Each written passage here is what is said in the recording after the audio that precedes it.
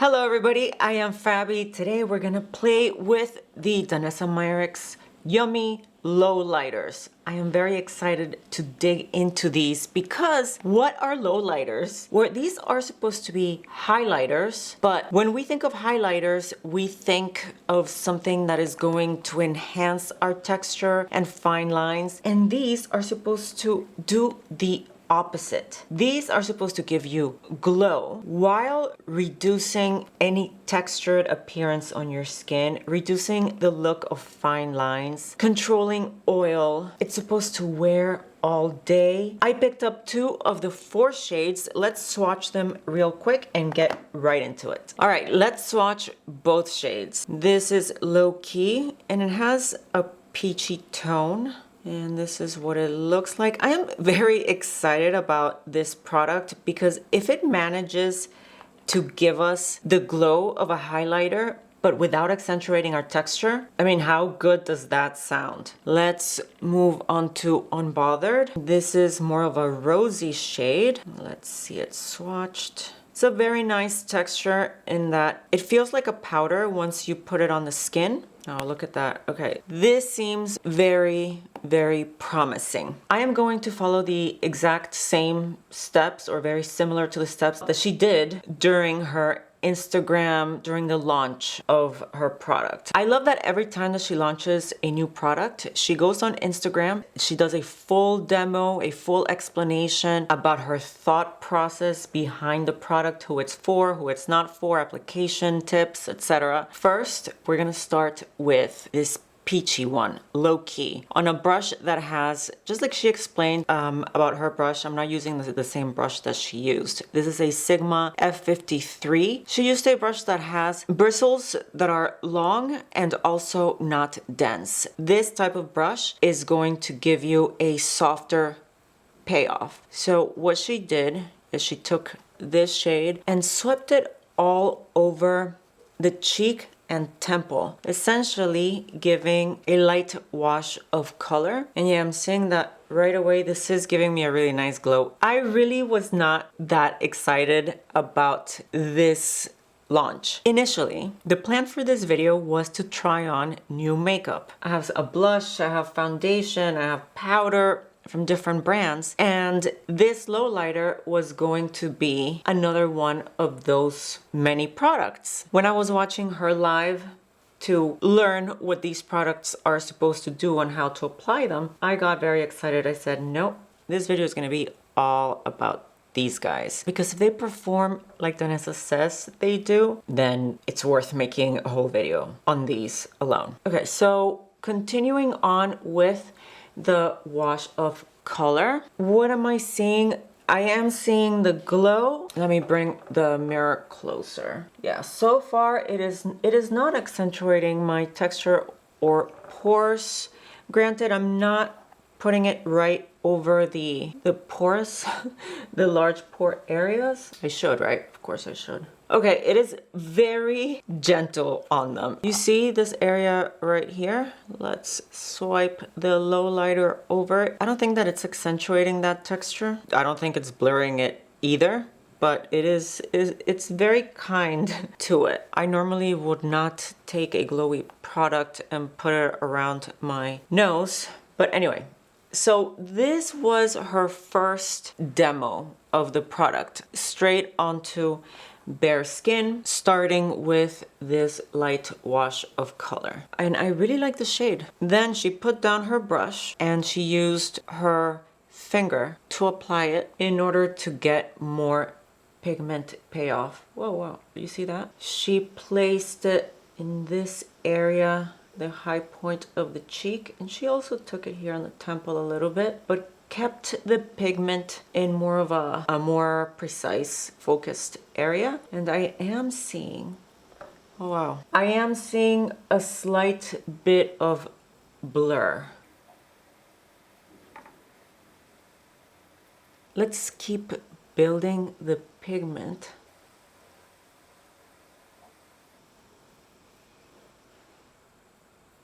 I think that a product like this would be very nice to take with you when you go on vacation, like a beach vacation. this summer to go without foundation and just have a product like this on top. I mean, on your cheeks. What I'm liking about the pigmentation of these is that I'm not going overboard too fast. If you're familiar with her blushes, they're incredibly pigmented and you have to be so careful and go in so lightly because they develop pigment so quickly. But with this one, you're seeing that I'm applying it with my finger, tapping it on several times, and it's totally fine. Let's go on this side.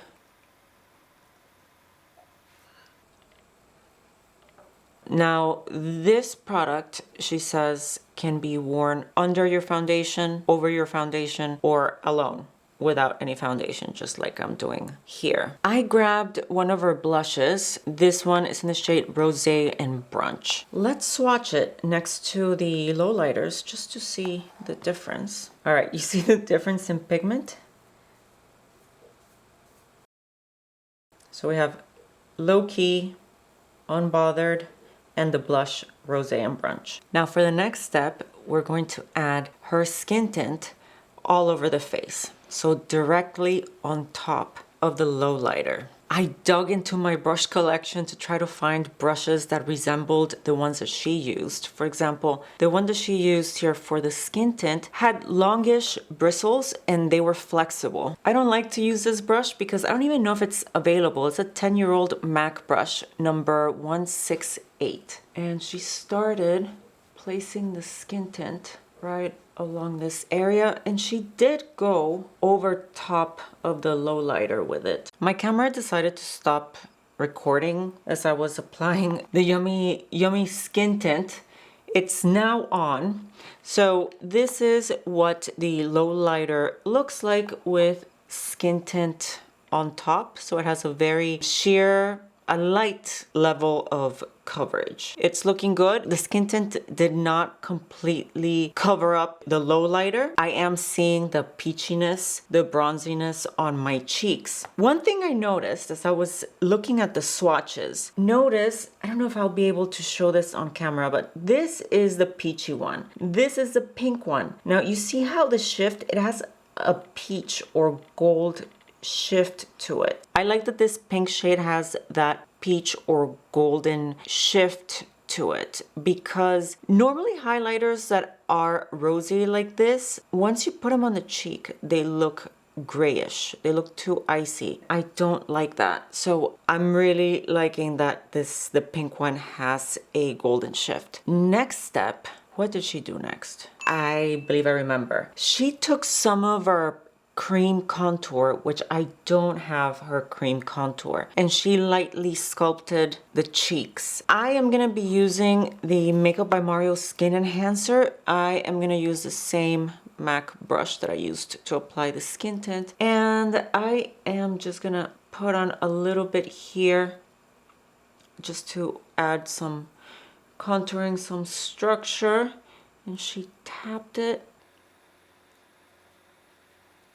just like that. I'm gonna do the same thing on this side. So after she did this, now she took the shade Unbothered, pink one, and she put it on the high points of the cheek. Now for this, she grabbed a brush that was more dense. It looked something like this. So the bristles are shorter and more dense, which will give us more pigment payoff. This one is from e.l.f. It's the Putty Bronzer Brush.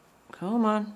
Okay, I think it's in there now, but let me tap it here on my arm first, and then we will go in. No, I need more. All right, there we go.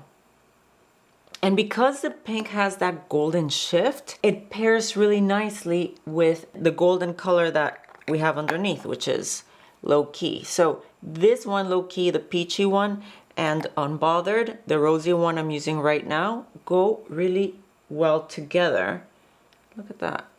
I am seeing the pigment and I'm seeing really nice glow. It's not a beaming metallic strobe kind of glow. It's more of a subtle glow. Let's continue putting Unbothered right here. What do you think? What do you think of this product so far? I am very pleasantly surprised. I didn't know what to think about it, honestly. The term lowlighter really confused me because what is a lowlighter? Very clever marketing to come up with a new term. Essentially, it's a highlighter with a soft glow that is not metallic. It is not reflective. It has that smoothing, soft focus glow.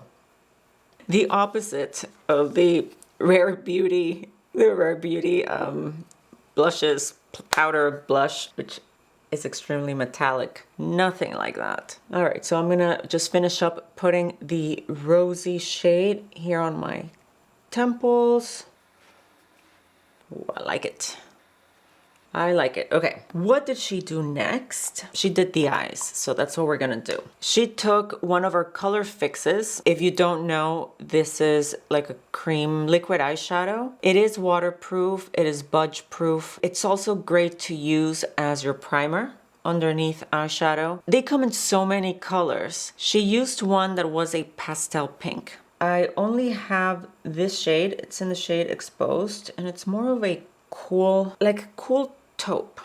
I think I'm gonna put it all over the lid. So just starting to build some dimension here, but really the color that she used, it was a pastel pink, and she put it all over the lid, not just on the crease. I'm still deciding whether I want to put it all, yeah, I think I'm gonna put it all over the lid. So I want to cover up any discoloration, veins, etc. Yeah, it's looking good. It's looking good with the other colors, with the lowlighters. One of the things about Danessa Myricks and her new product launches is that sometimes they don't grab me at first. I'm not like, oh, I gotta run out and get it. But she really takes chances when it comes to textures, to finishes. She takes risks. She comes out with innovative formulas. And kudos to her for doing those Instagram lives every Tuesday. She calls it Teach Me Tuesday. And she really teaches so much about, not just about her products, but technique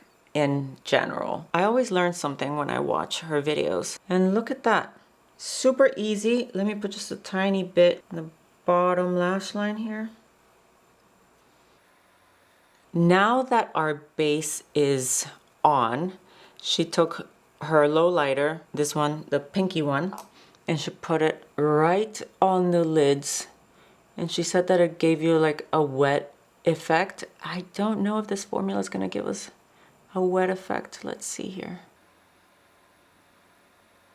I don't know if I would call this a wet effect, but it's nice. It doesn't get lost in the base. The finish, the glow is definitely there.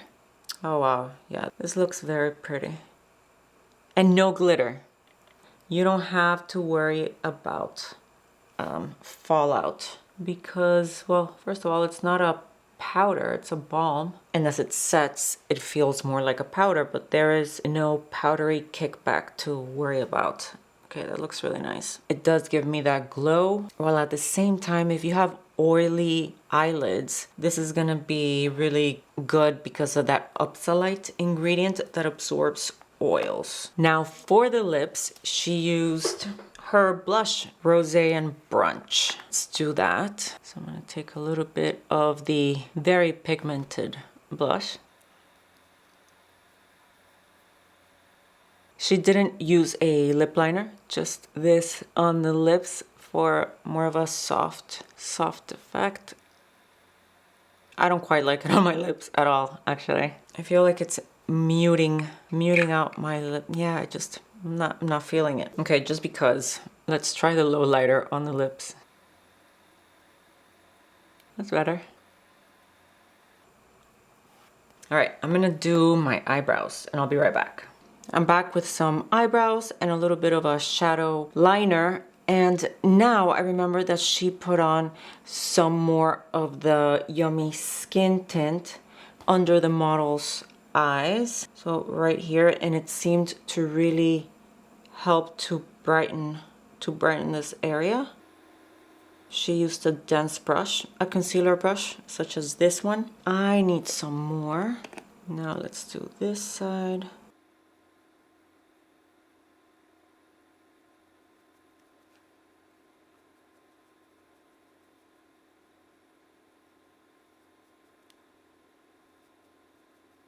As a last step, she powdered the model's T-zone with her own Danessa Myricks loose powder, which I don't have. So I'll take this opportunity to use the Hourglass pressed powder, which I've been testing. The full review video for this powder is already up. Time for mascara. I am using the one from Give. It's a black tubing mascara. I love this formula because it's so easy to remove. You basically just take water and rinse it off. It does not get easier than that. And what do you think? This is a finished look. Now I think that as a finishing touch, I'm gonna add a little bit more of that peachy lowlighter here on my nose. Oh, too much. So bridge of the nose, tip of the nose, just to kind of carry that peachy tone from the cheeks to the center of the face, maybe a little bit here. All right, subtle. So what do you think of the glow? Are you curious about this product? Have you tried it? Let me know what you think. Thank you so much for hanging out with me, and I'll see you in the next one. Bye.